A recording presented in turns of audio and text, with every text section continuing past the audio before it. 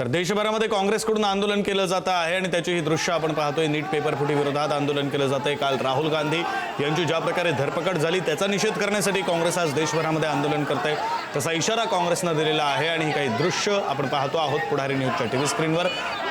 गुजरातमधली ही दृश्य असल्याचं कळतंय। गुजरातमध्ये काँग्रेसकडून आंदोलन केलं जातंय, तिथेही बॅरिकेड्स टाकण्यात आलेले आहेत आणि आंदोलक आक्रमक झालेले आहेत। बॅरिकेड्सवर चढण्याचा प्रयत्न काँग्रेसच्या या आंदोलकांकडून केला जातो आहे।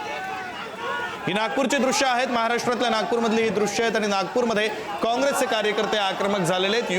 युवा कार्यकर्ते दिसत आहेत, बहुधा NSUIचे कार्यकर्ते असावेत, युवक काँग्रेसचे कार्यकर्ते असावेत आणि हे कार्यकर्ते आक्रमक झालेले आहेत। नीट पेपर फुटी विरोधात हे आंदोलक हे कार्यकर्ते आक्रमक झालेत। राहुल गांधींना काल आंदोलन स्थळावरून ज्या प्रकारे त्यांची धरपकड करण्यात आली त्याही विरोधात हे आंदोलक आक्रमक झालेले आहेत। हे दृश्य आपण पुढारी न्यूजच्या टीव्ही स्क्रीनवर पाहतोय। तिरंगा, भारताचा तिरंगा हातामध्ये घेऊन हे आंदोलक रस्त्यावर उतरलेले आहेत आणि या आंदोलकांना अडवण्यासाठी म्हणून बॅरिकेड्स लावण्यात आलेले आहेत। त्या बॅरिकेड्सवरही चढून आंदोलनाचा प्रयत्न या आंदोलकांचा सुरू आहे। नीट पेपर फुटी विरोधात नागपुरात काँग्रेसचं हे आंदोलन, सोबतच राहुल गांधींना ज्या प्रकारे त्यांची काल धरपकड झाली त्याचाही निषेध या आंदोलनाच्या माध्यमातून केला जातोय।